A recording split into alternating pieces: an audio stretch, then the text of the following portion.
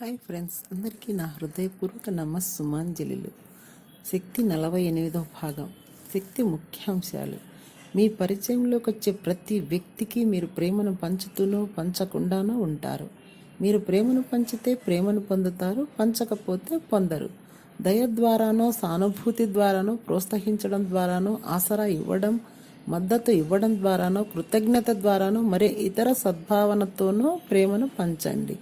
అప్పుడు అది ఎన్నో రెట్లు హెచ్చవేసుకొని మీ దగ్గరికి వస్తుంది. మీతో సంబంధం కలవారిలోని ప్రతికూల విషయాలను పక్కన పెట్టి వారిలోని మంచిని చూడండి.